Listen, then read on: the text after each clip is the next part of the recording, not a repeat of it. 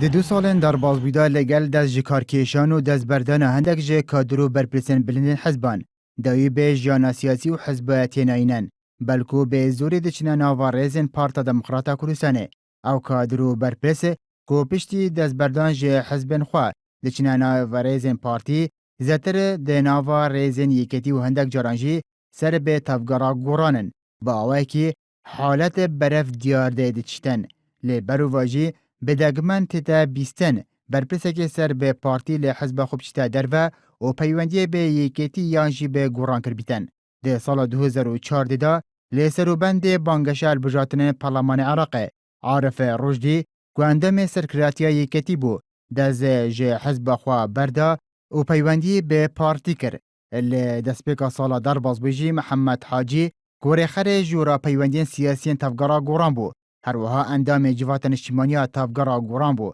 داجی کارکشان خواج گوران راگهاند و پشرا چوناوا ریزین پارتی اف حالته وی پسیاره لجم هولاتیانو تنانت کادرین حزبان دروزکه که آیا او صدمه چنه که ولدکه برپرس و کادران پشی چندین سالانج کارکن و خبات حزبی ریزین حزب خود چول بکن و پیوندی به حزبکه وکو پارتی بکن.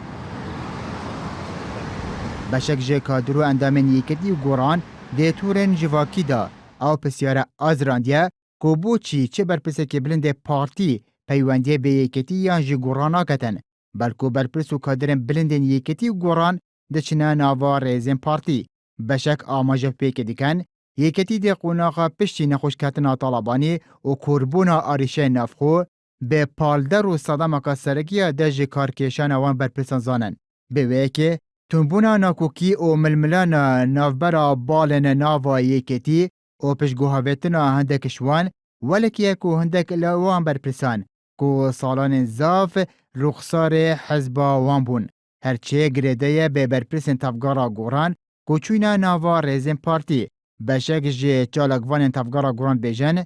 گریده به روشا نافویا تفگره او درخصناوان لحکومته. هر وها ایکا دنج صدامان ودگره بو پارا و پوسان و دستکفتن مادی که پارتی لی برانبر پیوندی کرن به ناوا ریزنوی به برپسن یکتی و گوراند داد. ایکا دنج وان پسیاران که اندامن یکتی و گوراند آزرینن درکتنا میدیاکارو برپسن یکتی لی میدین سر به پارتی. اما جا پیک دیگن لی گلوی که برپسن پارتی گلک بکیمی لی میدین یکتی داد کون بلکو خودی میدیاکار و برپسندیکتی جی کمتر لی میدین خوا درد کون.